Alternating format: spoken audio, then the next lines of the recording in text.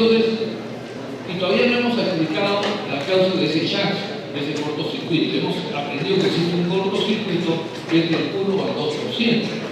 Pero ya hemos dicho, de lo que hemos hablado, algunas razones de por qué existe eso, ¿no? Y después vamos a poder explicar.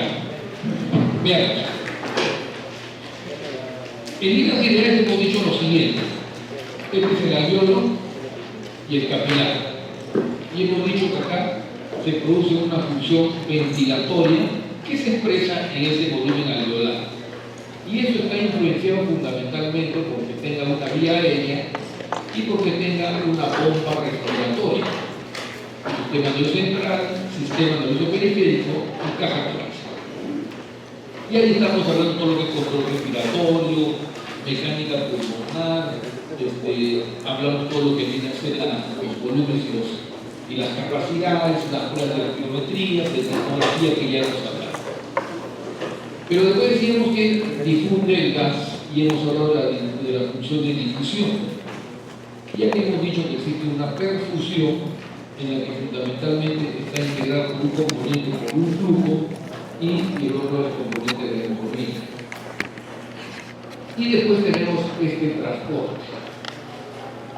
El transporte de los gases. Y luego cuando tenemos esta hemoglobina, la acción no se va a dar, o también se puede decir que está limitada por la bomba respiratoria y por la vía aérea. Porque si no hay una, no hay la otra, no hay función ventilatoria. Si yo tengo una depresión del centro respiratorio, no ventilo fundamentalmente. Y en sentido estricto y semántico inclusive, la función ventilatoria prima en relación al centro respiratorio. O sea, cuando yo fallo el centro respiratorio, hago hipoventilación o falla ventilatoria, hablando con propiedad. Y la vía aérea, por ser un componente parenquimal, está dentro del equilibrio o del desequilibrio PQ, lo que hemos hablado ayer, porque la vía aérea está dentro del parenquima pulmonar. El desequilibrio, la relación ventilación-perfusión PQ, es un tema netamente pulmonar.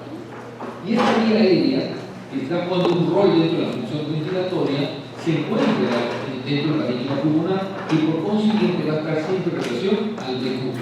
Relación ventilación-perfusión. ¿Okay? Es así de que esta función ventilatoria fundamentalmente está en relación a la bomba respiratoria. La bomba respiratoria es el centro respiratorio fundamentalmente.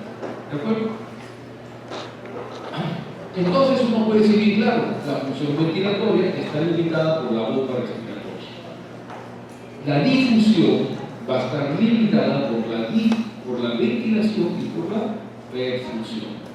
Si no existe ventilación y solamente perfusión, no hay difusión. Si solamente existe ventilación, pero no hay perfusión, tampoco hay difusión. Entonces, en otras palabras, la difusión está limitada por la ventilación y está limitada por la perfusión. Ahora vamos a entrar a otra función que viene a ser el transporte. El transporte, por consiguiente, en razón de quién está limitada el transporte. Obviamente, si yo no difundo un gas, no lo puedo transportar. Y el otro evento de transporte, ¿cuál es? La hemoglobina. Por consiguiente, el transporte va a estar limitado por la difusión y por la perfusión. ¿Verdad? Entonces, si yo entiendo así el evento, cuando hablo de este evento de transporte, yo tengo que referirme siempre a qué tanto difundieron esos gases, y obviamente está en relación también a dos variables, y qué tanto existe hemoglobina en esta zona. Entonces vamos a tocar ahora ese transporte. Ya hemos tocado esta respiración, hemos tocado esta difusión y hemos tocado esta relación BQ. Y entiendas a la relación BQ, no el evento de la bomba, sino el evento de la vía aérea. Vía aérea hasta el saco alveolar. ¿Ok? Entonces, en el transporte, decíamos, el transporte de los gases, nosotros vamos a transportar fundamentalmente oxígeno y CO2. Oxígeno llevando a la hemoglobina con el oxígeno hacia la célula y recogiendo de la célula el CO2 y llevándolo al pulmón. Es el transporte. Y ahí, claro, dice, limitado por la difusión y limitado por la perfusión, fundamentalmente.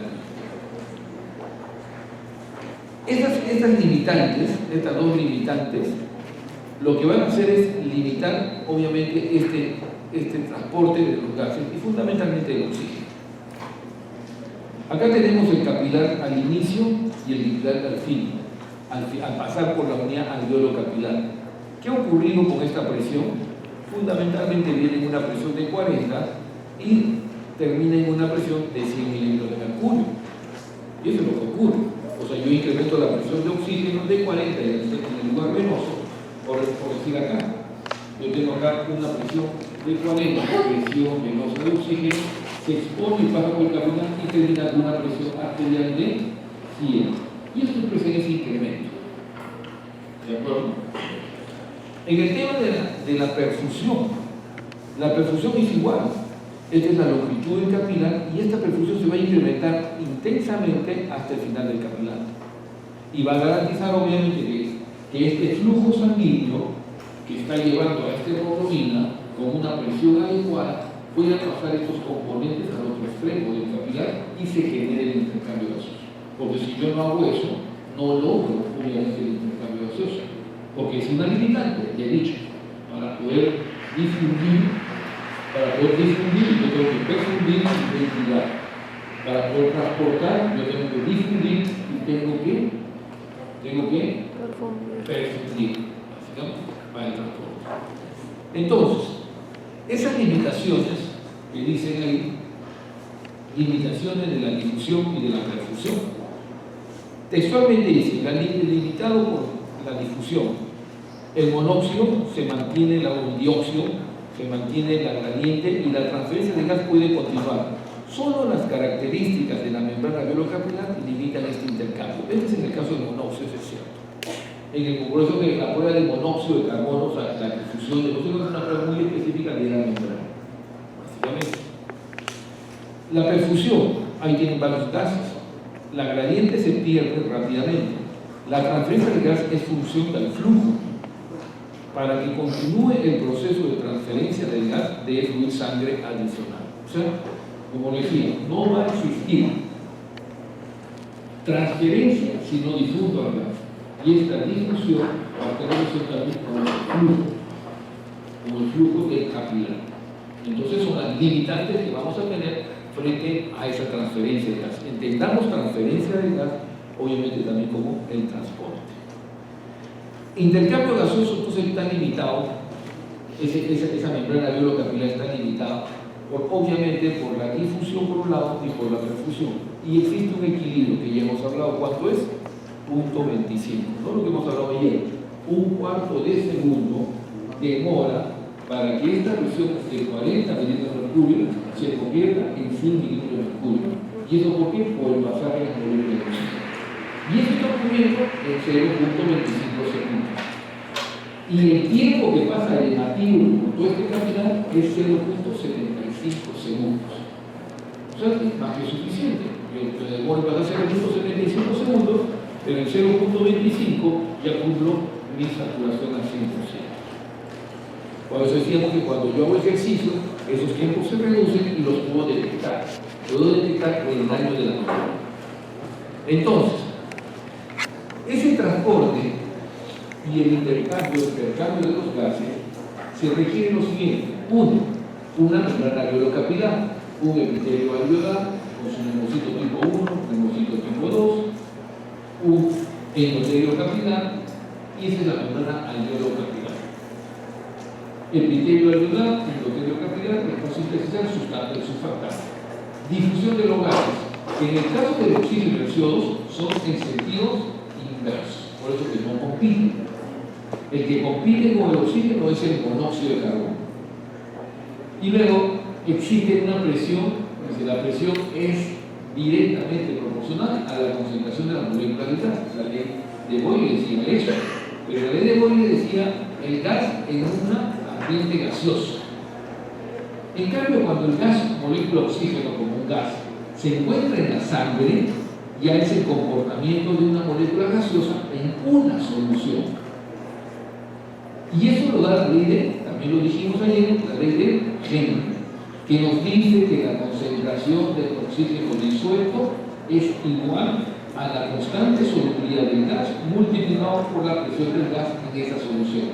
Y esa presión del gas, ¿quién la da? El número de moléculas de gas. O sea, cuantas más moléculas pasen, más presión ejercen, y va a llegar un momento en que tienen una presión máxima.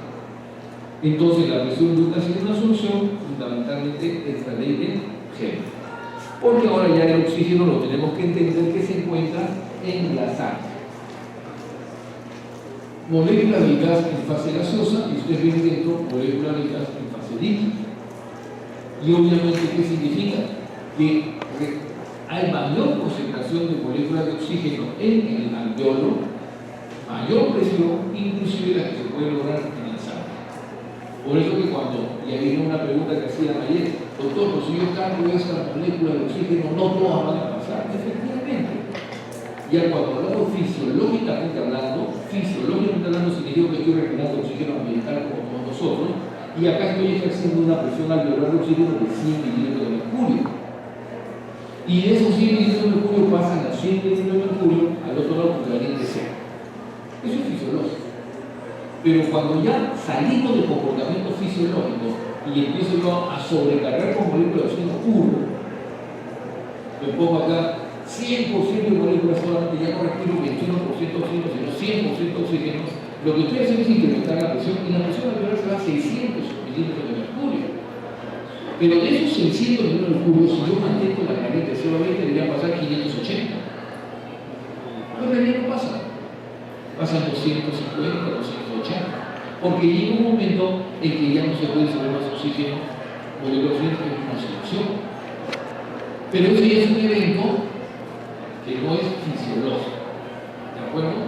Cuando tenemos una enfermedad, lo que hacemos es utilizar los otros alveolos al darle la mayor cantidad de oxígeno para que en los alveolos sanos se produzca una gran presión de 600, 400 y logren pasar 200.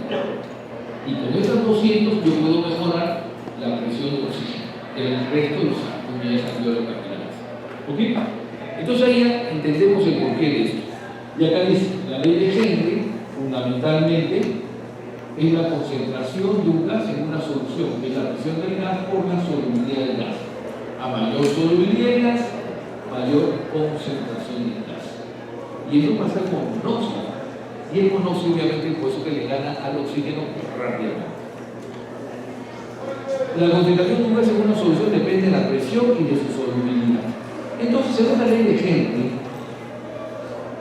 la concentración de oxígeno disuelto no viene a ser otra cosa más que 0.3 volúmenes por ciento. Entonces, ¿qué ocurre? El oxígeno tiene dos mecanismos que se van a transportar. Transporte de oxígeno. Son dos mecanismos. Uno es disuelto y el segundo es inercial. El primero, el disuelto, se basa en la ley de Henry. La ley de Henry. ¿Qué dice la ley de Henry? Que la concentración de oxígeno disuelto es igual a 0.3 volúmenes por ciento. Dicho de otra manera, es igual a 0.3 mililitros de oxígeno por cada 100 centímetros cúbicos de sangre. Eso está diciendo 0.3 volúmenes por ciento. O sea que el oxígeno disuelto es 0.3 mililitros por cada 100 centímetros cúbicos de sangre. Tranquilamente yo puedo calcular cuánto oxígeno disuelto tengo en un gasto cardíaco fisiológico, que son 5 litros en reposo. Lo llevo a ese punto, ¿de acuerdo? Y puedo tener oxígeno disuelto. Pero este oxígeno disuelto no es el más importante como transporte de oxígeno, porque el más importante es con la hemoglobina. Entonces, ahí viene la gran diferencia. Un oxígeno disuelto y un oxígeno de hemoglobina. Oxígeno disuelto, 0.3 mililitros de oxígeno por cada 100 centímetros cúbicos de sangre. Y oxígeno disuelto más en la hemoglobina, 20 mililitros de oxígeno por cada 100 centímetros cúbicos de sangre. Esto significa que estas moléculas de oxígeno disueltas más las moléculas de oxígeno que van a la hemoglobina. Todas ellas van a sumar 20 litros de oxígeno por cada 100 centímetros cúbicos, que viene a ser 20 volúmenes por segundo. Entonces, veamos cómo es ese oxígeno en la hemoglobina. Si sabemos entonces que el transporte más importante es el oxígeno en la hemoglobina, entonces veamos. Y existen los términos: contenido de oxígeno disuelto, contenido de oxígeno en la hemoglobina, y la sumatoria de ambos es contenido arterial de oxígeno.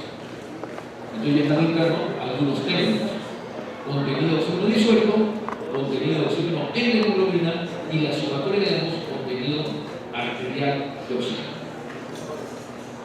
Veamos el contenido de oxígeno en la hemoglobina. Para calcular el contenido de oxígeno en la hemoglobina, primero tengo que saber cuántos mililitros de oxígeno puede tener un gramo de hemoglobina, multiplicado por cuántos gramos de hemoglobina tengo, y multiplicado por la saturación de oxígeno en la hemoglobina. Entonces hay nuevos términos. Veamos uno por uno. El primero: mililitro de oxígeno por cada gramo de hemoglobina. ¿Cómo puedo calcular eso? ¿Cómo yo puedo calcular cuántos mililitros de oxígeno tiene un gramo de hemoglobina? Obviamente el cálculo va a ser en base a que yo sepa los pesos moleculares de las 4 moléculas de oxígeno y la molécula de hemoglobina. ¿De acuerdo? Su física química orgánica, creo que es eso. ¿De acuerdo? Entonces, para eso le enseñaron en un momento eso. Entonces, yo necesito saber el peso molecular de la molécula de oxígeno y el peso molecular de la molécula de hemoglobina. Y ustedes ya han hecho su fisiología de la sangre y han visto que la hemoglobina es el grupo E y la globina. Y se juntan los dos y obviamente sale la hemoglobina. Es un tema que ya no voy a revisar, porque ustedes ya lo han desarrollado en el capítulo de hematología o sangre. Y han hablado del fierro, han hablado de la relación del fierro, han hablado de la transferrina, de la ferritina, etc. Han hablado cómo ingresa el fierro al organismo, cómo se absorbe, cómo se almacena, cómo genera vida y cómo se forma el grupo E y cómo sale en la hemoglobina y se forma la hemoglobina. Y que una de sus funciones en la hemoglobina es el transporte de oxígeno. Y han aprendido que un grupo E se puede ligar con cuántas moléculas de oxígeno, 4 moléculas. Han aprendido eso. Y han aprendido obviamente que esa hemoglobina tiene varias funciones. Una de ellas es el transporte de oxígeno, pero también tiene otras funciones como por ejemplo un sistema básico. ¿De acuerdo? Son las principales funciones. Hoy yo no entré ese tema o su tema que ya lo mencioné. El otro lado es, cuando uno hace esto de los pesos moleculares, les va a salir 1.34. Algunos textos salen 1.36, otros 1.34. 1.34 mililitros de oxígeno por cada gramo de hemoglobina. Esa es la perspectiva. Y como eso viene de los pesos moleculares, se va a constituir en una constante siempre. Por eso no lo vamos a variar, porque no somos quien para variar los pesos moleculares de esas estructuras. Pero obviamente, acá vienen los gramos de hemoglobina. Y vienen dos términos fisiológicos. Lo que se llama tasa de hemoglobina o capacidad de la hemoglobina y lo que se llama saturación de la hemoglobina. Porque en los términos, la capacidad no viene a ser otra cosa más que la tasa. Capacidad de la hemoglobina no viene a ser otra cosa más que la tasa. Porque es la capacidad que yo tengo para transportar moléculas de oxígeno. ¿Cuál es la capacidad que tiene la persona para transportar moléculas de oxígeno? La tasa de hemoglobina. Es muy diferente, pero están relacionados. ¿Okay? Entonces, cuanto más tasa de hemoglobina, o sea, cuanto más alto sea el valor de hemoglobina, mayor capacidad de transporte de oxígeno. Cuanto menos es mi tasa de hemoglobina, menos capacidad de transporte. Imagínense que tengo 3 gramos de hemoglobina y otra persona tiene 15 gramos de hemoglobina. Esta persona que tiene 3 gramos, 3 glóbulos rojos hipotéticamente no vuelven mi organismo. La vida se va a satisfacer las demandas de oxígeno. ¿De acuerdo? Entonces es un factor importante. Y el otro factor es la saturación. Porque la saturación es el porcentaje de ocupación que tiene la molécula de hemoglobina con el porcentaje de saturación que tiene, el porcentaje de ocupación, el término que tiene la hemoglobina por las moléculas de oxígeno. Ejemplo, ponemos el ómnibus acá, nuestro ómnibus de la universidad, contamos los asientos y vamos a poner que tiene 100 asientos. Abren la puerta y entran 50 personas, se sientan y el ómnibus parte. Y uno dice claramente, ese ómnibus tiene una capacidad de 100 personas, pero se fue saturada al 50%. Que si se fueron sentadas las 100 personas, entonces el ómnibus está saturado al 100%. En otras palabras, la saturación de la hemoglobina es un porcentaje de ocupación con moléculas de oxígeno. ¿Y cuál es ese porcentaje de ocupación fisiológicamente hablando? 98%. Significa que hay un 1 a 2% de mi hemoglobina que no está saturada con moléculas de oxígeno, sino está saturada probablemente con CO2. Después vamos a hablar exactamente con qué, CO2. Entonces, ¿qué se viene a ser la saturación? Si yo tengo 15 gramos de hemoglobina y saturo mi hemoglobina al 98%, entonces voy a obtener el contenido de oxígeno en la hemoglobina, que es 19.7 volúmenes por ciento. 19.7 mililitros de oxígeno por cada 100 centímetros cúbicos de sangre, más el oxígeno que se encuentra disuelto, contenido de oxígeno disuelto 0.3. En total, contenido arterial de oxígeno 20 volúmenes por ciento, o 20 mililitros de oxígeno por cada 100 centímetros cúbicos de sangre, o 20 mililitros de oxígeno por cada decilitro, ¿quieren más? Por cada decilitro, por cada 100 centímetros por ciento o volumen por ciento. Entonces, eso se constituye como contenido arterial de oxígeno, y usted ve que hay muchas variables que influyen en el contenido. Para yo tener un buen contenido, está influyendo la saturación de oxígeno de la hemoglobina, está influyendo la tasa de la hemoglobina. Y para hablar de la saturación se ve influida ¿por quién? Por la presión de oxígeno. O sea, esas moléculas de oxígeno que llegaron a la sangre generan una presión, y ayer decíamos, ellas influyen para ver cuántos gramos de hemoglobina o cuántas moléculas de oxígeno logran ingresar a la hemoglobina. Entonces tenemos que conocer la hemoglobina un poco. La hemoglobina, que decimos, tiene una propiedad, una de sus mejores propiedades es que es irreversible. Oxihemoglobina, desoxicarboxihemoglobina, y desoxicarboxihemoglobina, oxihemoglobina. Yo llevo con mi hemoglobina, con mi molécula de oxígeno, y llego a la célula y la imprimo. Entonces, en este momento, la hemoglobina pierde afinidad con el oxígeno y lo libera, o la hemoglobina se desatura del oxígeno. ¿De acuerdo? Paso por las células y la célula produce CO2, y la hemoglobina en ese momento, ¿qué ocurre? Adquiere afinidad por el CO2 y se liga. Se pasó de oxihemoglobina, que se desaturó, y se liga con dióxido de carbono, y la hemoglobina cambia al desoxicarboxihemoglobina y se va. ¿Hacia dónde? Hacia el alveolo. Llega al alveolo y pierdo afinidad con el CO2 y lo suelto. Y en ese momento el CO2 sale por el alveolo y la hemoglobina está pasando por el alveolo, y ¿qué va a ocurrir? Adquiere afinidad por el oxígeno y se liga. Entonces, frente al alveolo, mi afinidad por el oxígeno está incrementada, y frente a la célula, mi afinidad por el oxígeno se pierde. Y se va a perder más cuanto más demanda la célula. Cuanto más consumo oxígeno, más demanda, y yo más debo soltar oxígeno. ¿De acuerdo? Es una propiedad de la hemoglobina.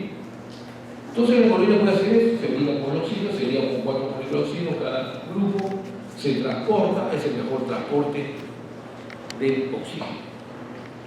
Oxihemoglobina, reacción reversible, dos formas, oxi-desoxihemoglobina, hemoglobina se combina con 4 moléculas de oxígeno y una forma de transporte muy eficiente. Y ustedes han conocido la hemoglobina y la han estudiado. Y que sería por sus 4 moléculas. Y ahí está el fierro. Y este fierro se va a oxidar porque viene reducido, porque viene con CO2, viene eso, sin oxígeno. Y cuando llega, viene con fierro reducido y llega al alveolo. ¿Y qué tiene que ligarse? Con oxígeno y el fierro se oxida. ¿De acuerdo? Y pasa como de fase férrica a fase ferrosa. Y de fase ferrosa en la célula pasa a fase férrica y regresa. Su química orgánica elemental. ¿De acuerdo? Pero ahí juega una enzima importante, ¿no? Que viene a ser la 2,3-difosfoglicerato. ¿Qué rol juega la 2,3-difosfoglicerato? Fundamentalmente va a ocupar ese espacio del oxígeno y la hemoglobina. Ocupa ese espacio. Por consiguiente, cuanto más yo suelte oxígeno, o sea, me desature, la hemoglobina se desature más fácilmente, ¿qué requiero? Más 2,3-difosfoglicerato dentro de la célula o dentro del hepatito, fundamentalmente. Cuanto menos esa hemoglobina se desature o suelte oxígeno, requiero menos 2,3-difosfoglicerato. Entonces, 2,3-difosfoglicerato va a ocupar ese espacio, fundamentalmente. Y es ahí como dice, este oxígeno se va a soltar, brinda o suelta el oxígeno, ¿y quién ingresa? La 2,3-difosfoglicerato. Y de esa manera, obviamente, esta hemoglobina que está oxigenada se reduce.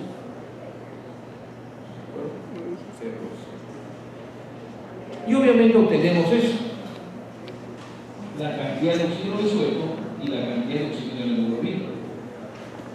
La sumatoria de ambos, contenido total, contenido arterial. Oxígeno total combinado con hemoglobina y oxígeno disuelto. Y el oxígeno disuelto no es significativo, se dan cuenta, es 0,3. Por eso que no es el más importante.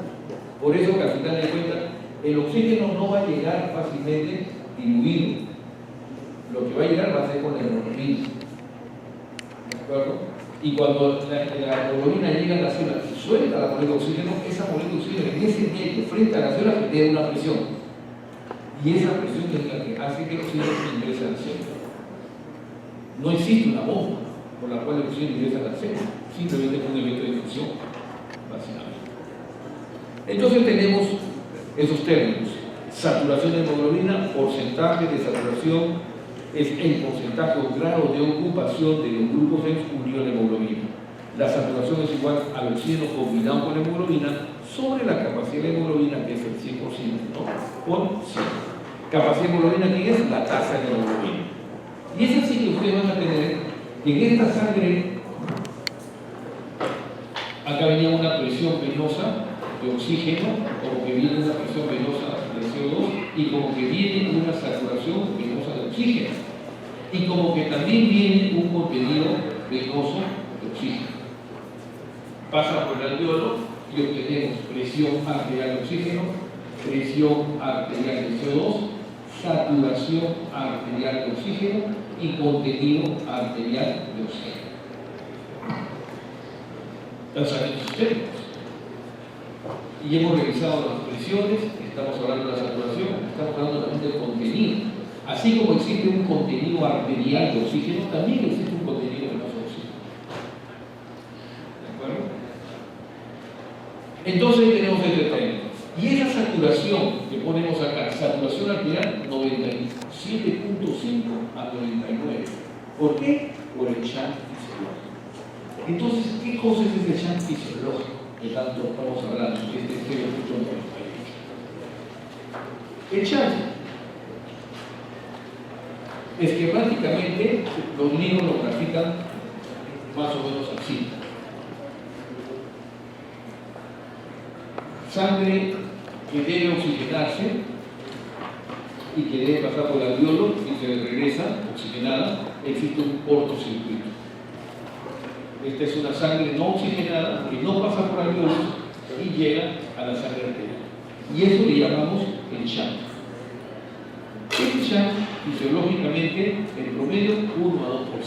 dicen hasta 3%. O sea, explica el por qué yo no saturo la hemoglobina al 100%, sino al 97%. ¿De acuerdo?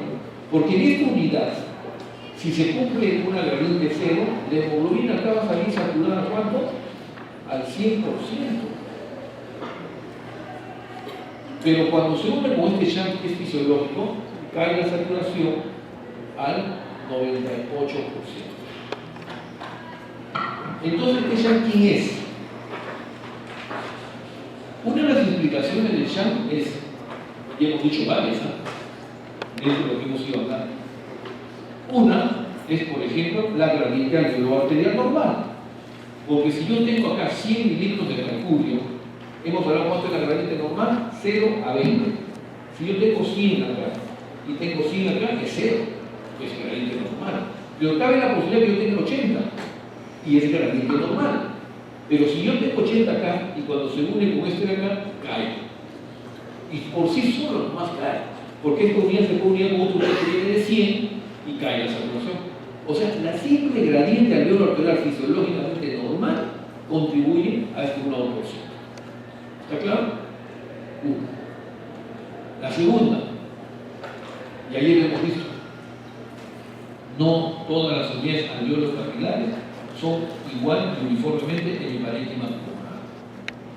Porque yo acá arriba puedo tener una PO2 de 100 con gradiente 0 y satura al 100%, pero acá puedo tener una PO2 de 80, porque dijimos que la PO2 baja a nivel de la base. Y obviamente, esa PO2 que baja a nivel de la base, si le pongo la gradiente, poníamos el ejemplo, ¿qué pasa que llegue con 80, con gradiente 20, que es normal? Digo a 60 mililitros de mercurio y contribuye a este cortocircuito. Por otro lado, también influye la posición de la persona, porque lógico, si yo que cambio de posiciones, cambio las gradientes. Me imagino un poco de cabeza y me pongo una saturación. Mi saturación puede caer o puede variar. Bueno. Y también existen shunts anatómicos, o sea, capilares que realmente no pasan por alvéolos y son shunts anatómicos. Y también existen alvéolos no funcionantes. Yo puedo tener un alvéolo acá, pero colapsado. Porque existe lo que llamamos el volumen de cierre. El volumen de cierre es aquel volumen en el que se encuentra vigente cuando todos los alvéolos están distendidos. Pero hay un volumen que los alvéolos también están colapsados. Y obviamente es parte de la fisiología. Y eso también va a contribuir a ser alvéolos perfundidos, pero no ventilados. Un alvéolo perfundido, pero no ventilado, contribuye al chance. Porque la sangre va a pasar por un alvéolo que no está ventilado y constituye un chance. Pero sin embargo, alvéolos ventilados y no perfundidos no hacen chance. Porque si un alvéolo es una unidad de función, que pongamos que tengo un alvéolo acá, pero no pasa ningún capilar. ¿Contribuye al chance? No. ¿A quién contribuye? Así es, contribuye al espacio muerto, porque no hay intercambio gaseoso, pero es aire. Y eso ocurre en el organismo. En ese parénquima pulmonar las estructuras tienen diversos comportamientos. Entonces, obviamente, un alvéolo, una observación, un alvéolo bien ventilado, pero no perfundido, es un incremento de espacio muerto. Un alvéolo no ventilado y perfundido que incrementa chance. ¿De acuerdo? Pero además de todos estos factores que estamos hablando que contribuyen al shunt, hay uno que es el más importante de todos y que lo deben saber. ¿Y por qué digo que lo deben saber? Porque ya aprobó el curso de anatomía. Y voy a soltar la pregunta. Estas células que estamos hablando de linfocito 1, linfocito 2, células bronquiales, caliciformes, glandulares, etcétera, que la parte de histología que usted está revisando, tienen que oxigenarse, porque tienen que trabajar. Y hemos hablado que el oxígeno es un factor, un insumo importante para el metabolismo celular, para que puedan producir su ATP, su energía y trabajar. ¿De dónde recogen ese oxígeno? De las arterias bronquiales. No la van a recoger del medio ambiente. De las arterias bronquiales. ¿Y las arterias bronquiales dónde nacen? De la aorta. En la aorta. Y esas arterias bronquiales entran al pulmón, irrigan, ¿y dónde drenan? Salen las venas bronquiales, la cavidad bronquial. ¿Y esas venas bronquiales dónde desembocan? En las venas pulmonares. Entonces, ¿qué están recogiendo? Sangre no oxigenada del aparato respiratorio. Y toda esa sangre no oxigenada del aparato respiratorio pasa por la está vena yendo a las venas pulmonares que venían ricas de oxígeno y generan un chance. Esas circunstancias probablemente sean las más importantes de las causas de chance. Y todas esas que hemos hablado están generando el chance fisiológico o cortocircuito fisiológico, que representa el 1 al 2%. Y que los esquematizamos de esta manera. Y por eso explicamos que la saturación nunca es 100%. Entonces, en sentido estricto de la palabra y hablando con propiedad, la saturación es normal, 98, 97, 99%. Para fines prácticos, 100%. Para fines prácticos. Entonces, esa saturación se traduce obviamente en relación a esta curva de disociación de la hemoglobina, a esta famosa curva.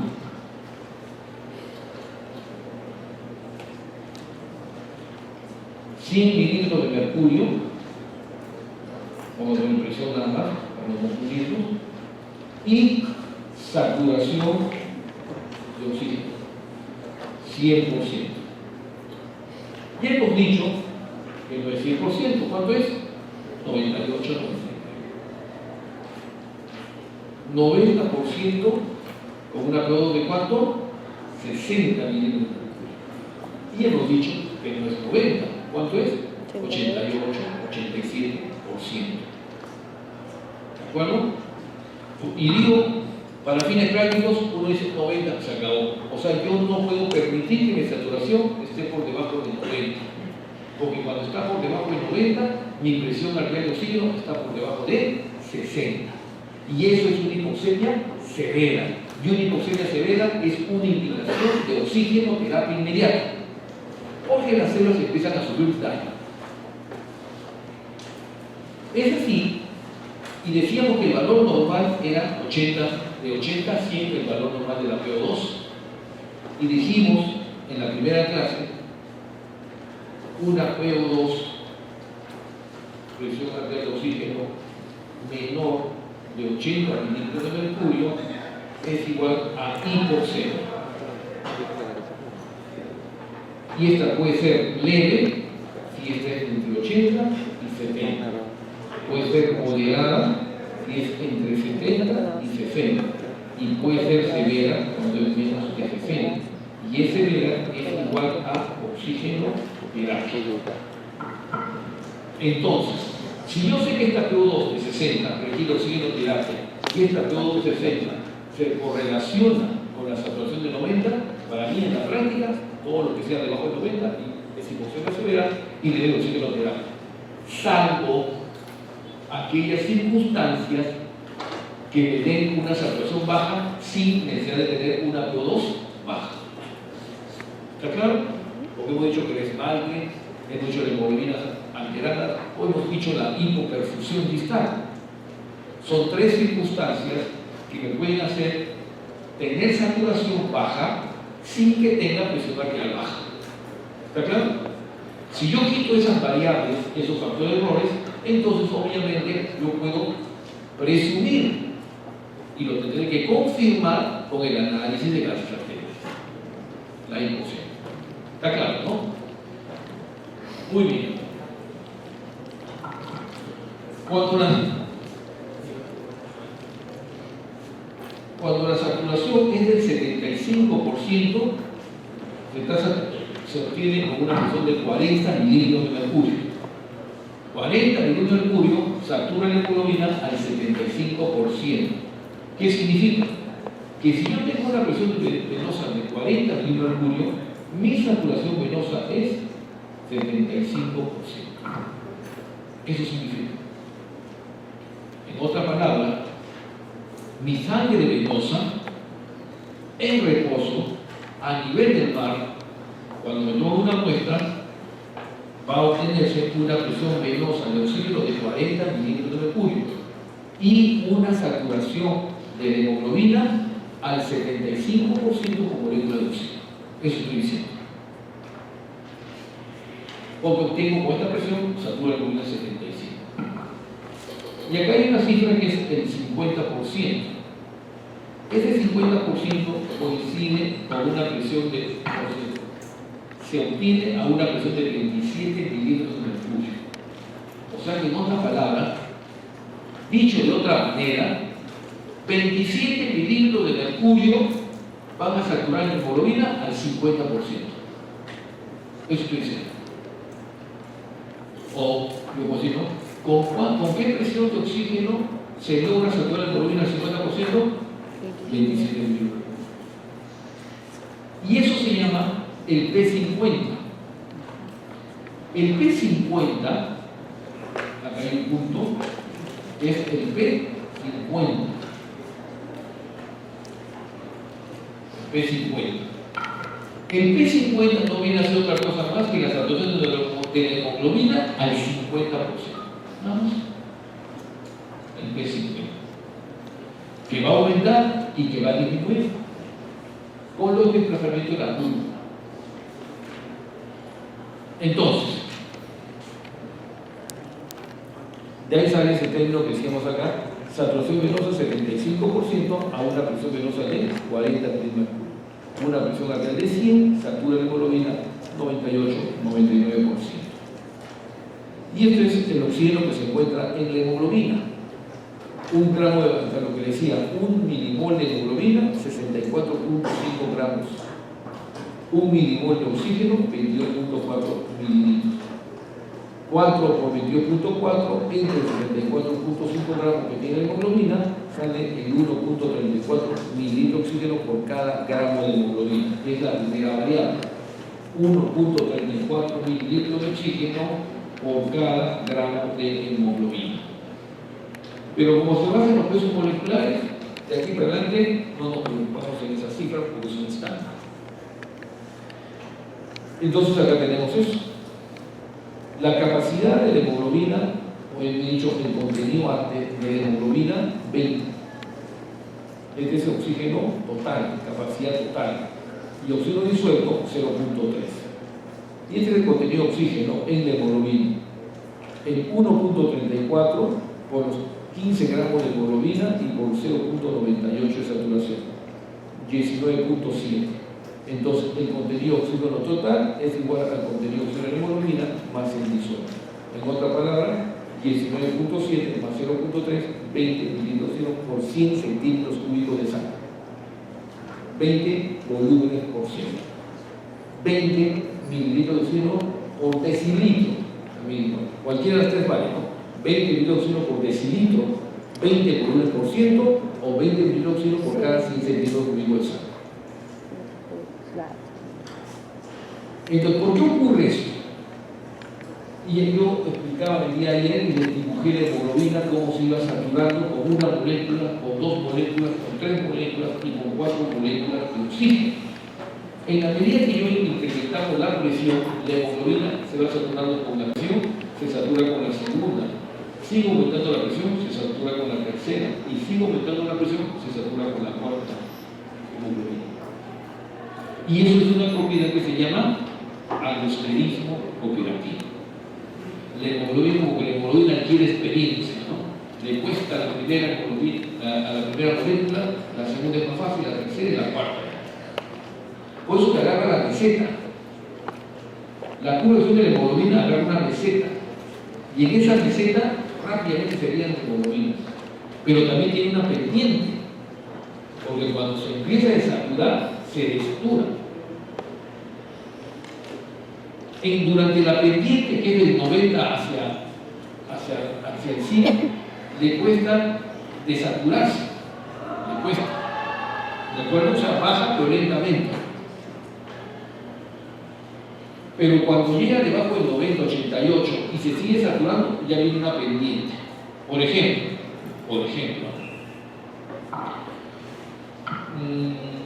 uno está haciendo un procedimiento X, le pone el oxímetro de pulso al paciente y le empieza a hacer el procedimiento, una broncofioscopía, una endoscopía digestiva, una biopsia, una traqueostomía, lo que sea un procedimiento, que obviamente condiciona una caída de oxígeno en el paciente. Entonces le ponemos oxígeno al paciente para cuando hagamos una intervención, le baje, pero como le estoy aportando, se mantenga. Y entonces la enfermera, estoy haciendo la endoscopía y la enfermera dice, doctor, estamos con el oxímetro y empieza a sonar la alarma. Uno voltea, 91%, le he puesto la alarma por ejemplo el 93%.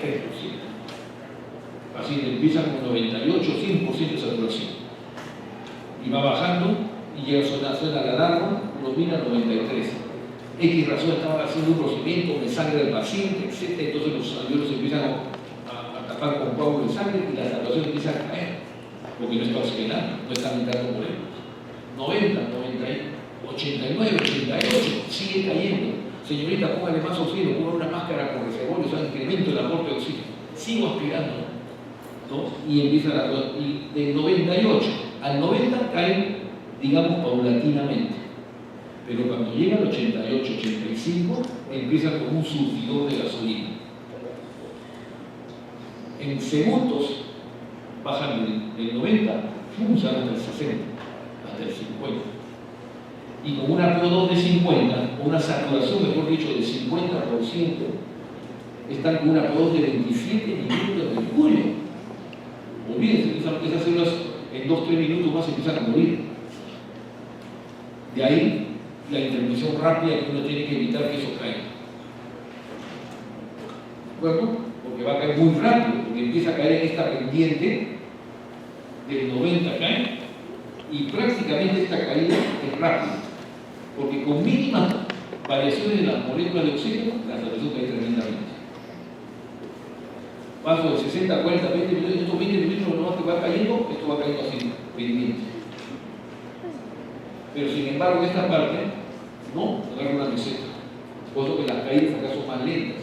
Pero cuando llega a este nivel del 90, por eso que esta cifra es clave, viene el riesgo. Porque las células obviamente pueden quedarse sin oxígeno. ¿Cuánto tiempo? 4 minutos. Al quinto minuto engaño, ¿no? Y muerte cerebral. Las células van a sufrir solamente el sistema nervioso central. Y eso hay que evitarlo. ¿Cómo? Conociendo esto obviamente y contribuyendo a eso. Entonces, esta propiedad, que la hemoglobina es una proteína alostérica, o sea, el alosterismo cooperativo, la unión del cuarto ligado es más fácil que la del primero, gracias a un cambio conformacional en la molécula. La molécula de hemoglobina, ese grupo tiene 4 brazos y es móvil. Se facilita para que se ligue y se cierra. Y abre el otro brazo y se cierra, y así sucesivamente, y agarra al oxígeno puro. No es fácil, salvo que tenga demandas. Pero cuando suelto la una, suelto dos, las otras las suelto fácil. Y viene la desaturación complicada. ¿De acuerdo? Por eso que se va desaturando la hemoglobina de esa manera. Y aparece en esta curva de fusión de la hemoglobina. Y esta curva de fusión de la hemoglobina, fundamentalmente, que ustedes ya deben haber revisado en el capítulo de sangre, ustedes han revisado los factores que desplazan la curva hacia la derecha. Y lo saben. ¿No? El tema que no hay que saber de memoria, hay que interpretarlo.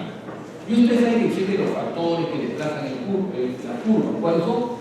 pH, CO2, temperatura y 2,3 fosfoglicerol. ¿Por qué? Por metabolismo. ¿Y qué es lo que ocurre? Y después viene la otra pregunta clásica, ¿no? ¿Cuáles de estos factores desplazan la curva hacia la derecha y cuáles hacia la izquierda? ¿Dónde se ve el desplazamiento hacia la derecha y dónde se ve el desplazamiento hacia la izquierda? ¿Qué cosa es en realidad este desplazamiento de la curva hacia la derecha y hacia la izquierda? ¿Qué significa? Que la hemoglobina está hacia la derecha y hacia la derecha. ¿Qué significa eso? Pero podemos tener ahí conocimiento, pero en realidad, ¿qué significa? ¿Qué expresa? ¿Cuándo se da? ¿Cuándo lo puedo identificar o no lo puedo? ¿Lo puedo ver en mi paciente? Pregunto, ¿no? ¿Cómo lo voy a interpretar ese evento? ¿Para qué me lo enseña? ¿Para saber nada más? No. ¿De acuerdo? Miren con esta pregunta que suelto aisladamente. Es como un día preguntar, ¿dónde está el simpático? Y la chica me miraba a uno, no puede, no es simpático. ¿Dónde está el sistema simpático autónomo? ¿En qué órganos está? Puedo preguntar así. En el universo, ¿no? Está en todo el universo.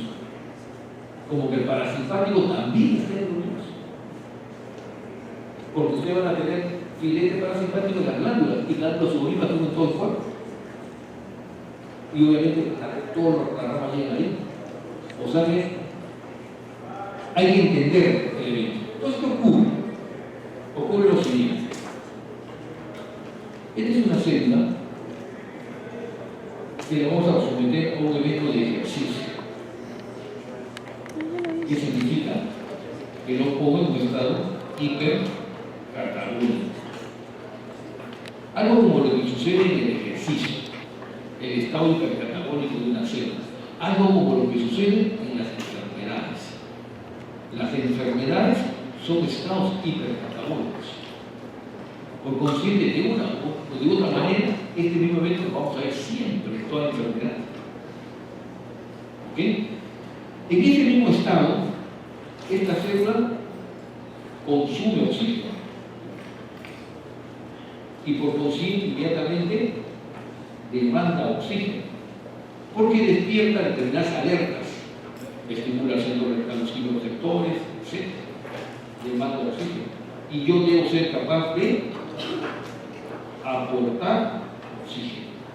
Y ahí entran tres términos nuevos: consumo, demando y me aporta. Mi aporte tiene que satisfacer mi demanda, por ende mi consumo. Si no soy capaz de satisfacer mi consumo, ¿qué ocurre? Crisis tisular, crisis celular, insuficiencia. Si eso se produce en el riñón, insuficiencia renal. Si eso se produce en el pulmón, insuficiencia respiratoria. Porque la demanda de esas células no son satisfechas por el aporte, por X razón, no estamos alcanzando la razón. Entonces, asimismo, de este producto de energía que se produce en esta célula, que es el ciclo de Krebs, usted necesita el glucosa, necesita el oxígeno para la formación oxidativa, y se produce el ATP, sale un desecho que se llama dióxido. Y ahí viene todo un concepto en cuanto al CO2 como ácido hidrogenado en pH. Entonces, la hemoglobina que viene cargada de oxígeno tiene que ser capaz de liberar este oxígeno. Y esta hemoglobina pierde afinidad por el oxígeno. Pero para que libere oxígeno, que hemos dicho que necesitamos acá, 2,3 difosforilados. Este CO2, ¿qué cosa es? Es un ácido y por consiguiente se expresa en un pH, en pH cae. Porque obviamente la concentración de hidrogeniones se ve incrementada. Y como es un estado hipercatabólico, la temperatura corporal se incrementa. ¿Okay? Esta hemoglobina libera oxígeno y va a recoger al CO2. Y decimos que la hemoglobina adquiere afinidad por el CO2. Y se transporta y llega a esta unidad que la conocemos. Esta hemoglobina con el CO2 lo libera. La hemoglobina pierde afinidad con el CO2.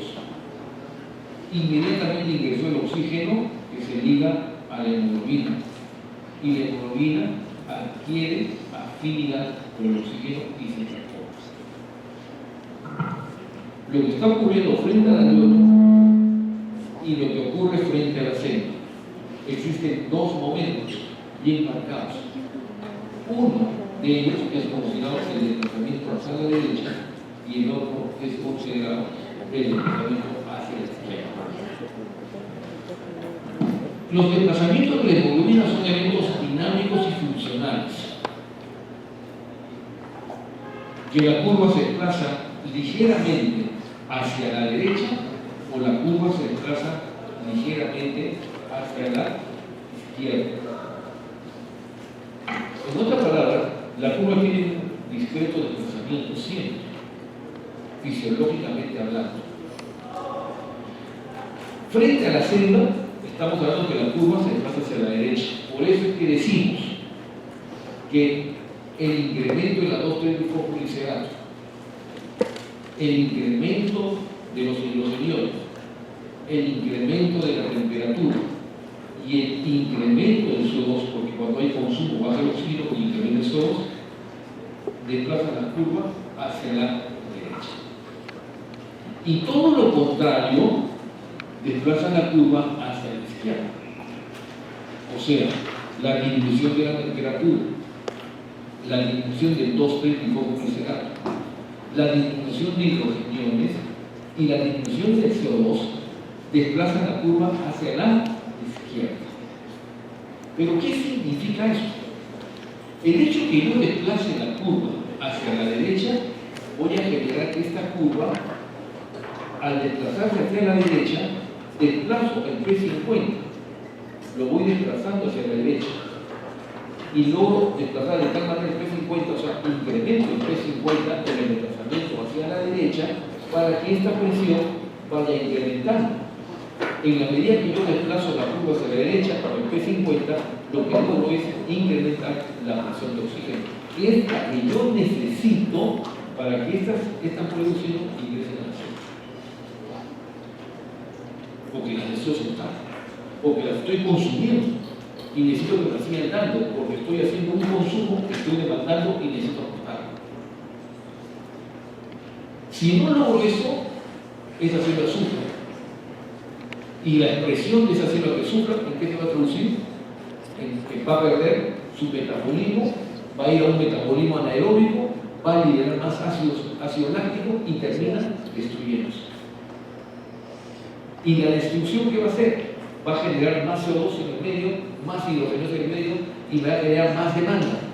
Y yo voy a tener que ser capaz de neutralizar eso y voy a tener que darle más oxígeno. Y si no satisfago, el problema se hace un ciclo vicioso, el desmedro y el paciente empieza a tener más destrucción celular. Y las células empiezan a destruir. Y la destrucción de esas células me va a dar obviamente la alteración funcional del órgano. Cuando hago una hepatopatía, una insuficiencia hepática, se le calcula que uno destruye el 80% de sus células. Y eso puede ser de un momento a otro. Yo puedo estar con mis células ahí destruidas al 50% y ahí mismo sigue funcionando. Pero le sigo dando toxicidad, le sigo dando más componentes tóxicos y luego trabajar a vida. Su consumo va a aumentar tremendamente. Porque tiene que mejorar lo que sea. Más comida chatarra, más grasa, más esto, mi pobre hijo está que funciona ahí trabajando. Y demanda más, su consumo se incrementa. Al consumirse el incremento tremendamente, entonces va a llegar un momento en que ya no soy capaz de darle el aporte necesario. Y en ese momento que no soy capaz de darle el aporte necesario, entro en insuficiencia. La insuficiencia es la pérdida del equilibrio, en grado extremo. Porque el equilibrio lo perdí antes, pero hay un mecanismo compensatorio que me hace más o menos mantenerlo. Pero llega un momento en que no voy a ser capaz de mantenerlo y ahí es cuando pierdo el equilibrio. Y eso es lo que está produciendo. Entonces, desplazamiento de la curva hacia la derecha y hacia la izquierda. Si, por ejemplo, un ejemplo práctico, ¿cuánto es el tiempo que nosotros debemos reanimar una persona que hace un paro cardiorrespiratorio? Usted ha hecho ya reanimación básica, me imagino. ¿O no han hecho? O estudiantes de medicina tienen que haber hecho, ¿no? El primer ciclo nomás tienen que haberlo hecho, no lo han hecho. Hay que cambiar el currículum, ¿no? Hay que cambiar en realidad, si a una persona no lo han hecho, yo les recomiendo que lo hagan porque siempre que el estudiante de medicina se puede dar en un momento, en un escenario, y sucede una emergencia en corazón general, en la calle, y siempre van a tener un amigo al costado, le hago, tú eres estudiante de medicina. Entonces, se le va a ocurrir, de repente a alguno ya le ocurrió, ¿no? A mí me ocurrió, me acuerdo una vez, yo estaba un día sábado, en ese entonces existía una cevichería que se llamaba El Tiburón, ahí por el Cayo, no sé, ese fue yo estudiaba también en San Marcos, en San Martín y San Fernandino, entonces nos íbamos por allá, en el Instituto de Tropicales, al Tiburón. Y estábamos ahí entre amigos que no solamente eran favoritos, sino de bar, y cosas, y suceden esos momentos. Hay un paro, echan una persona que se había atorado, no sé, un paro. Entonces, tú estás dando de medicina, bomba, no aparece en el medio, gracias, y toda la gente voltea, gracias, y uno, ojalá, ya no puede decir que no. Entonces actúa. Bueno, es la mayor de, ¿cómo se llama? Así es. Ay, uno tenía que saber, ¿no? Así de confiar, no sé qué hacer. Tienen que entrenarse en eso. ¿Cómo se va a dar? Entonces, cuando existe un paro, uno pregunta, ¿no? ¿Hace qué tiempo ha sucedido eso? Y uno actúa cuando es menos de 5, a veces 4 minutos. Porque si no, hay daño cerebral. ¿De acuerdo? Si no, hay daño cerebral. Entonces, en ese momento, esto se ha incrementado tremendamente. Porque las células están muriendo y están botando, como no reciben oxígeno, tienen que seguir trabajando y empiezan a estar en estado hipercarbónico, botan CO2, ácido, todo, y se empiezan a destruir. Y obviamente incrementa y hace que la demanda mejore. Y como la PO2 cae, la curva tiene que empezar hacia la derecha para mejorar esta presión. El otro ejemplo se ve bastante, por ejemplo, en ese accidente de los norteamericanos en la época del invierno. Los ríos se congelan y los niños salen a patinar sobre el río congelado. Pasa la temporada y la capa de hielo se empieza a adelgazar y el accidente trágico. Está patinando el chico y sale en Discovery, ¿no? ¡Plum! Desaparece porque se rompe el hielo y se caen en aguas congeladas. Y el niño entran los buzos y todo y lo sacan 30 minutos después. Pero lo reanima. ¿Por qué? Porque se ha ido al otro extremo. Ha hecho hipotermia y la hipotermia conserva y disminuye el consumo de oxígeno. Y al disminuir el consumo de oxígeno, el tiempo de vida de esa célula se prolonga.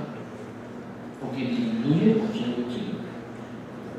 Porque prácticamente no consume, está todo detenida la célula. Los eventos metabólicos se dividen en ese momento. Entonces entra en un proceso de enlentecimiento de todo el proceso y eso da más tiempo de vida. Y es por eso que lo reaniman 30 minutos después y no pasa nada. Entonces, porque se fue al otro extremo, se fue a la hipotermia. O sea, cuanto más consumo de oxígeno, desplaza hacia la derecha. Cuanto menos consumo de oxígeno, desplaza hacia la izquierda. Si usted está en un sueño total, ¿dónde está su curva? Hacia la izquierda, en el mínimo oxígeno. Pero si está en un momento de actividad física, hacia la derecha. Es un evento funcional. Las enfermedades obviamente empujan la curva hacia el lado derecho. ¿Por qué? Porque esto es un evento funcional, porque nosotros mantenemos un equilibrio, que eliminamos CO2, que tenemos CO2, pero un equilibrio. Entonces la curva está desplazando en cortos rangos, derecha e izquierda. Esa es la función de la hemoglobina. Y así hay que entenderlo. ¿Ok? Entonces tenemos ahí la curva en las cifras clásicas y básicas. 98, 99, PO2 100. Con PO2 60, hipoxemia severa, saturación 88, 89. 75% de saturación lo tenemos con una PO2 de 40, por eso que la presión venosa de 40, obtiene una saturación de 75. En otra palabra, esta curva, toda esta zona es azul y aquí la curva se convierte en roja. Esta es la sangre arterial. Acá está la sangre venosa. ¿De acuerdo? Y después acá tenemos el P50, 50% de la saturación de la hemoglobina. Se logra al 27 milímetros de mercurio. Estos factores modifican, de los que hemos hablado, la concentración de hidrogeniones, el CO2, la temperatura y la 2,3-linfosfomilcenato. Y desplazan la curva hacia la derecha, incrementando el P50. Incrementando el P50. El desplazamiento de la curva incrementa el P50. Este 27, en realidad el P50 es un evento fisiológico, porque no es un evento clínico. A mí, como clínico, ¿me interesa el P50? Nada, con gusto. Porque yo no voy a trabajar con el P50. ¿A mí qué me interesa mejorar 27 millones de mercurio? Está muerto el paciente. ¿De acuerdo? El P50 es un evento fisiológico. Nada más, pero clínico, me interesa, acaso yo voy a decir, que se tiene que sacar, ¿cómo está el P50 y paciente? No me interesa. Lo que me interesa es esta CO2, eso sí. Lo que me interesa es esta saturación, eso sí. ¿De acuerdo? ¿Sí? Todo esto solamente les enseñamos porque hay que enseñar, porque el P50 no tiene fisiología, nada más hay que saber. El desplazamiento hacia la izquierda, el P50 disminuye, porque desplazamos la curva hacia la izquierda. El P50 incrementado, una vez hice una pregunta, ¿no? ¿Verdadero o falso? El P50 incrementamos significa que incremento el 50% de la saturación de la hemoglobina. ¿Verdadero o falso? Totalmente falso, ¿no? Como los goles de Pizarro, ¿no? No, dice. Entonces, obviamente, el P50. Los factores que influyen es, la curva se desplaza hacia la derecha cuando incrementamos la temperatura, incrementamos el CO2, incrementamos los hidrogeniones e incrementamos la 2,3-linfosfomilcenato. La hemoglobina disminuye su afinidad por el oxígeno y lo libera. Ocurre en los tejidos. En los pulmones ocurre lo contrario. Y acá, para terminar, vienen dos términos. Lo que viene siendo el efecto Bohr y el efecto Aldana. ¿Qué cosa es el efecto Bohr? Cuando disminuye la... El efecto Bohr Disminuye la tiene afinidad varias del oxígeno definiciones. con el pH. Vamos a ver la definición más sencilla. No hay que memorizar. El efecto Bohr, al final de cuentas, es una expresión del desplazamiento de la fuerza de derecha. ¿Por qué? Porque el efecto Bohr se da cuando este CO2 y en general los ácidos, o sea, el incremento de hidrogeniones, una acidosis metabólica, una acidosis respiratoria, lo que usted guste, los ácidos hacen que la hemoglobina pierda afinidad por el oxígeno y libere. Ese es el efecto Bohr. O sea, en otra palabra, un pH ácido, un incremento de hidrogeniones, un incremento de CO2, hace que la hemoglobina pierda su afinidad por el oxígeno y lo libere. Libere el oxígeno, o sea, en otra palabra, se desature. Entonces la hemoglobina se satura en el alveolo y se desatura en la célula. Y cuando hablo se satura de oxígeno y se desatura de oxígeno, que yo fisiológicamente también podría ver, se satura con CO2 y se desatura en CO2. La hemoglobina acá se satura con CO2 y en la hemoglobina se desatura del CO2. En la sangre venosa, la que viene por la vena cava inferior, es una sangre que tiene, ¿qué tiene más? ¿Oxígeno o CO2 en la hemoglobina? La sangre de la vena cava inferior es hemoglobina que viene de la vena cava superior, ¿qué tiene? ¿Más oxígeno o más CO2? Como CO2. La mitad de hecho CO2 y la otra mitad de hecho oxígeno. ¿Sí? ¿Cómo va a tener más CO2? No me han escuchado 2 horas que estoy hablando de lo mismo, no van a entender. No puede ser. No puede tener más CO2, ¿no? Porque viene con ¿cuánto es CO2? 25%. Porque el 75% central, oxígeno. ¿Cambia la posibilidad que esa sangre venga con más CO2 que oxígeno? Sí cambia esa posibilidad. Cuando el consumo sea muy alto. Cuando el consumo de esa célula sea muy alto, prácticamente bote todo CO2, todo lo que le aporte el oxígeno lo mando a la célula y la célula viene y le empieza a cargar CO2. Y entonces mi CO2 empieza a subir por el alto metabolismo celular. Y yo voy a un momento que mi hemoglobina viene saturada con 60% de CO2 y 40% de oxígeno. ¿Se dan cuenta? Porque el consumo es muy alto. Entonces, ojo a lo que digo, y esto es una aplicación clínica. Cuanto más consumo de oxígeno tenga, menos oxígeno retorna. Y por consiguiente, más CO2 retorna. Cuanto menos retorno de oxígeno tenga en mi sangre venosa, significa que estoy en un estado hipercatabólico mucho más alto. Y yo puedo pedirlo. Yo le saco una sangre de la vena y lo mido y le pongo saturación venosa. Y me reportan 40% ácido. O sea que el 60% se está consumiendo y retorna solamente el 40%. Lo que les decía hace 2 clases atrás, las células no nos engañan con el aporte, el consumo y el retorno. ¿De acuerdo? No nos engañan. Entonces, para terminar, esto de acá es el efecto Bohr. El incremento de ácidos o CO2 disminuye el pH del plasma y mueve la curva de acción de la hemoglobina hacia la derecha. Un aumento de CO2 promueve una mayor entrega de oxígeno a los tejidos y eso significa incrementar la presión de oxígeno frente a la sangre y del oxígeno intrasangre. Podemos mejorar eso con la hemoglobina. Entonces, si nosotros variamos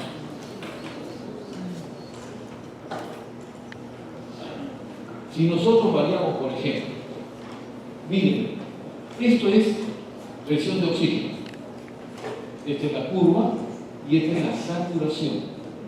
Entonces hemos dicho que a 100 mililitros de mercurio yo saturo 100% con una hemoglobina de 10 y llevo esta cantidad de oxígeno. Pero si yo mejoro mi hemoglobina a 15 o mejoro a 20, con la misma presión, obviamente saturo al 100%. Y eso significa que envío más oxígeno. Por eso que la variable hemoglobina es importante. Porque si viene un paciente con 8 gramos de hemoglobina, está sufriendo. ¿Qué tengo que hacer? Subirle la hemoglobina. Eso tengo que hacer. Eso tengo que hacer. O sea, si mi paciente viene con 8 gramos de hemoglobina y yo le digo, oye, acá tengo un problema. O sea, no solamente basta ponerle oxígeno, sino también hay que subirle la hemoglobina. Entonces digo, o sea, que hagan una transfusión de un paquete regular, o sea, en total, lo que sea conveniente. Porque con eso le estoy incrementando la hemoglobina y con eso le estoy incrementando el aporte de oxígeno a la célula. Están aplicando su fisiología en su paciente.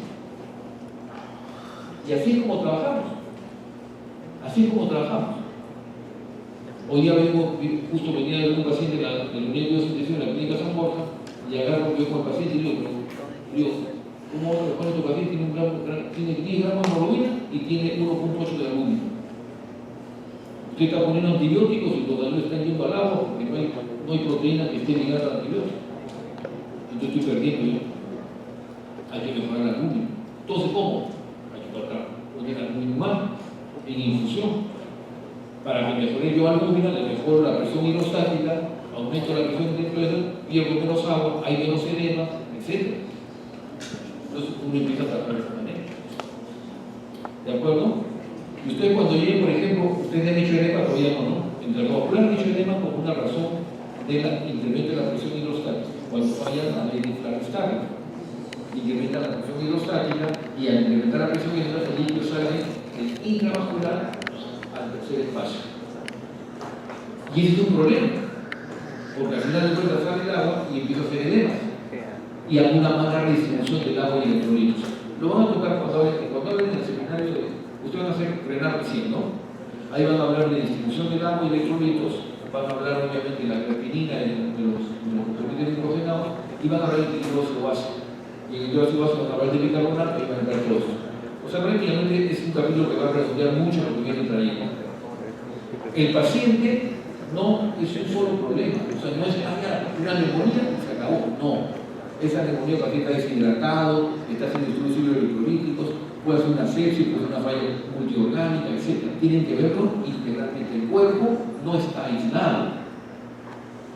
Didácticamente hablamos capítulos, pero ustedes tienen que integrar la fisiología. ¿De acuerdo? Entonces, si yo mejoro entonces la hemoglobina, mejoro obviamente la capacidad.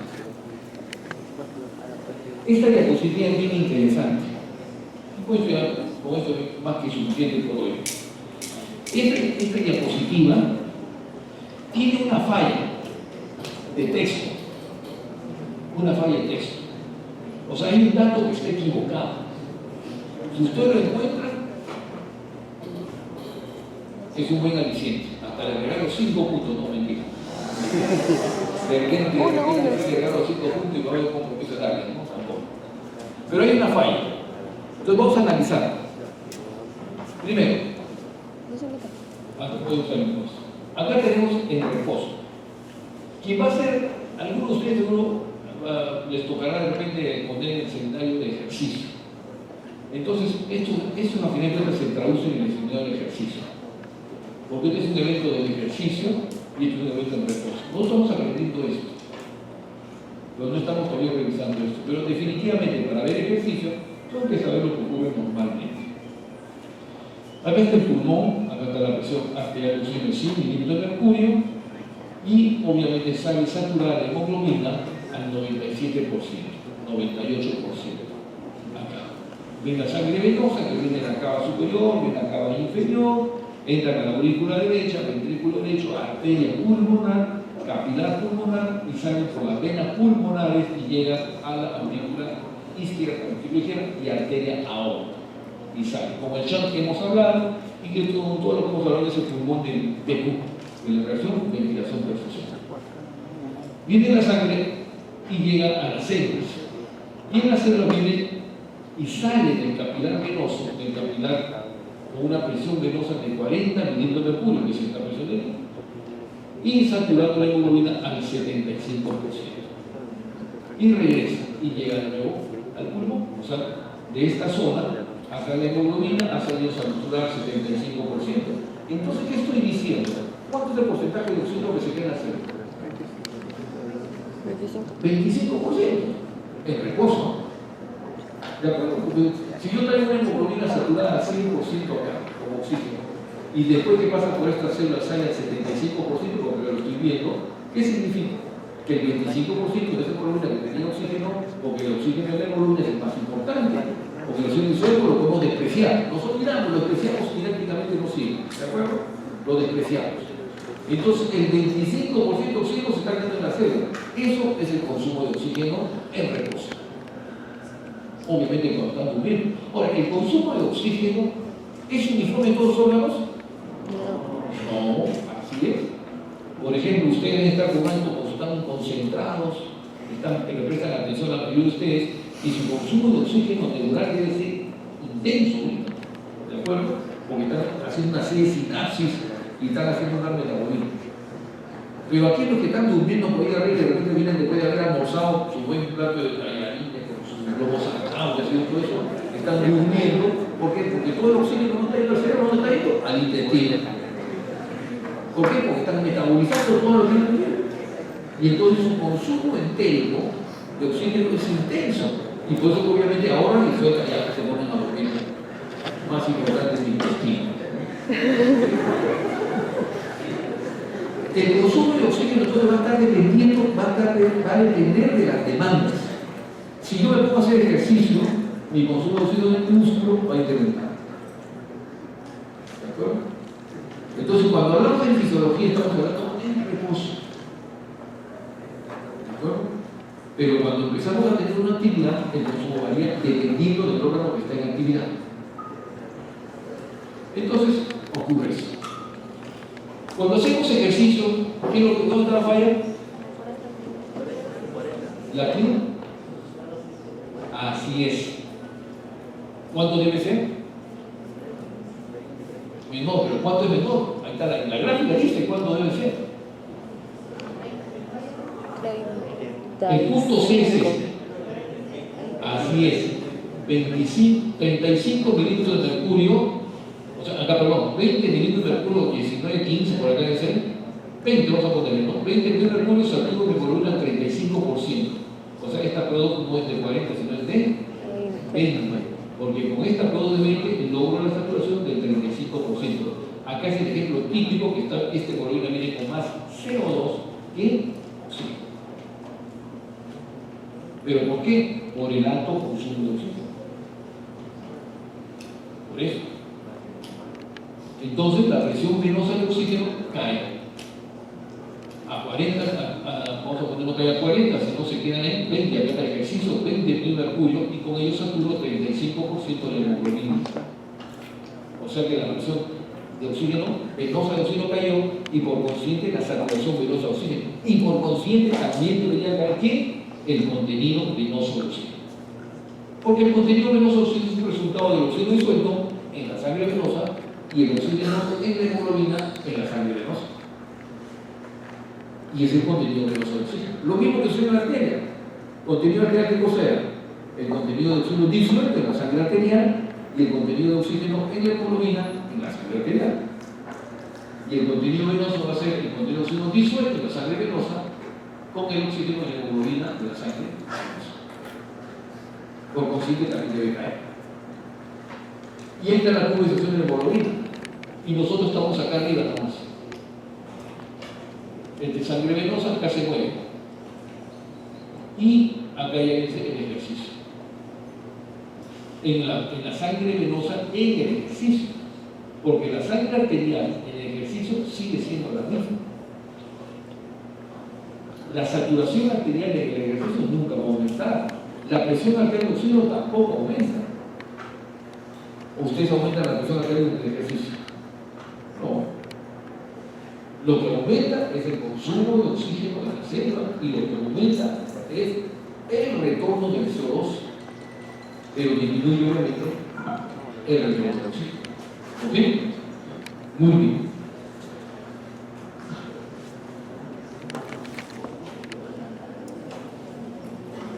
Eso lo dejamos ahí, ya no los Mario ahí. ¿Ok? Muy bien. Hay preguntas y para que tengan un tiempo de descanso, porque si no lo vamos a leer. A ver. Doctor, en sus diapositivas usted consideró al monóxido de carbono como modificante de la curva de manipularidad como un caso especial. ¿Se debe a que se competió con el ciclo de del oxígeno? ¿Está hablando del monóxido? Sí, monóxido. Sí. El monóxido obviamente es un caso especial. ¿De acuerdo? El monóxido es un evento que nos sirve como ejemplo para ver esa afinidad que se tiene. Porque no siempre, no vamos a manejar monóxido fisiológicamente hablando. ¿De acuerdo? Es un caso especial como un ejemplo para poder entender el evento funcional. O sea, ahí está el detalle. Sí. A ver, por favor, no tengo atención.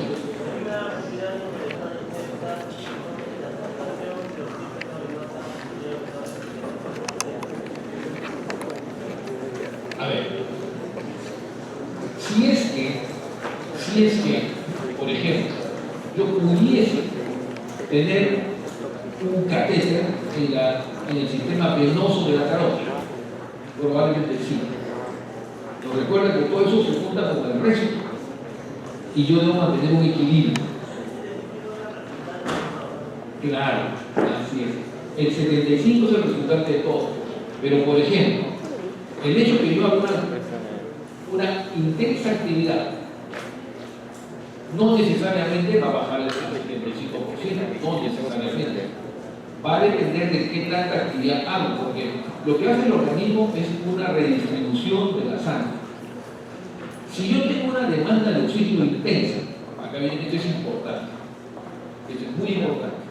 Si yo tengo una demanda de oxígeno intensa, yo tengo que hacer mecanismos compensatorios para compensar esa demanda y aportar el oxígeno. ¿De acuerdo? Por consiguiente, ¿cuáles son esos mecanismos compensatorios? El ejemplo típico es que si yo tengo hipoxemia, ¿cuál es el mecanismo compensatorio para contrarrestar la hipoxemia? Hablándolo exageradamente. Uno, que yo haga un incremento de la frecuencia cardíaca. Correcto, hago taquicardia. Porque de esa manera, el poco oxígeno que tengo lo envío más veces. Segundo, hago hiperventilación, incremento mi frecuencia respiratoria. Porque como estoy hipoxémico, pues tengo que matar más oxígeno. Si yo hago ejercicio, ¿ustedes creen que el ejercicio acaso mantienen su frecuencia cardíaca, su frecuencia respiratoria igualita? No, lo aumenta. Unos más de otros. Hay otra diferencia que es en fisiología del ejercicio. Aquella persona que está más entrenada probablemente incremente la frecuencia cardíaca menos que aquella persona que no está entrenada. Por ejemplo, yo le pongo a ustedes a una prueba de esfuerzo y los quiero llevar al esfuerzo submáximo cardiovascular. ¿Cuánto es el esfuerzo submáximo cardiovascular? Ya debe haber hecho en fisiología cardiovascular de ejercicio. Es el 80% de su basal. O sea, yo tengo que subir al 80% de mi basal. Si yo tengo una frecuencia cardíaca de 80 y le saco el 80% de 80, me va a salir 70, y a 8 y 7, 15, 150. Cuando yo lleve mis latidos de frecuencia cardíaca 150 por minuto, estoy en mi esfuerzo submáximo. ¿De acuerdo? 80% de mi, debo incrementar el 80% de mi frecuencia cardíaca basal. En ese momento, unos lo van a hacer en media hora y otros lo harán en un minuto. ¿De qué depende? Del que está entrenado se demora más. ¿Por qué? Porque tiene más mitocondrias. Porque sus células generan más metabolismos aeróbicos. Entonces, se demora en llegar al esfuerzo submáximo. Mientras que aquella persona que no está entrenada lo va a hacer en menor tiempo. ¿Por qué? Porque tengo varios factores. Mis mitocondrias son menos, algo menos metabolismo aeróbico, etc. Entonces, uno es la frecuencia cardíaca, otro es la frecuencia respiratoria. Otro mecanismo compensatorio de hipoxemia es esa curva. ¿Hacia dónde tengo que desplazar? Hacia la derecha. O sea, el desplazamiento de la curva hacia la derecha. Otro mecanismo compensatorio es la redistribución sanguínea. Y acá cae lo que tú dices. O explico, quién sabe. ¿Qué es la redistribución sanguínea? Mi organismo tiene que ser capaz de preservar órganos vitales para ese momento. Y entonces, ¿qué va a hacer? Vasodilatación cerebral y vasodilatación miocárdica. ¿Y qué va a hacer con el resto de la economía? Vasoconstricción, porque tengo que ahorrar. No me puedo dar el lujo de perder el poco oxígeno en órganos que no me sirven para ese momento.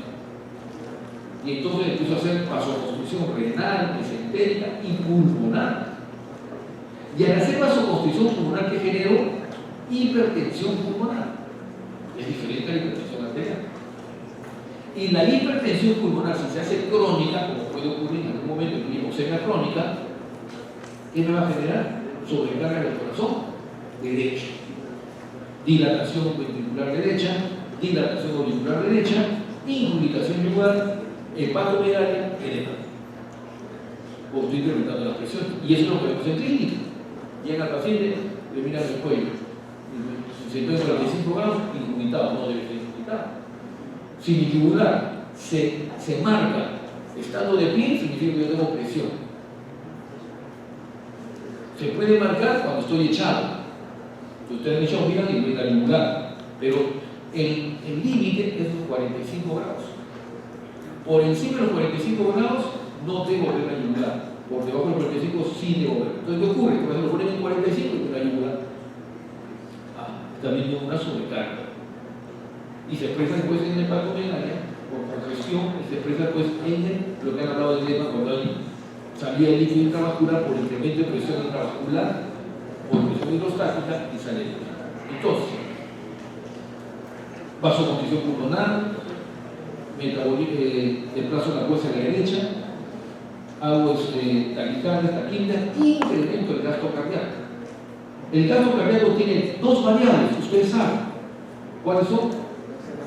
Frecuencia cardíaca y volumen de eyección. ¿Cuánto es el gasto cardíaco normal? 5 litros por minuto. ¿Por qué? Porque multiplican 70 centímetros cúbicos de volumen de eyección por 70 latidos por minuto. 7 por 7, 49, 4.900, 5 litros. ¿Qué sale? Ese gasto cardíaco se modifica, sí, cuando yo incremento mi frecuencia cardíaca. Y como yo estoy haciendo taquicardia con hipoxemia, incremento mi gasto cardíaco secundariamente.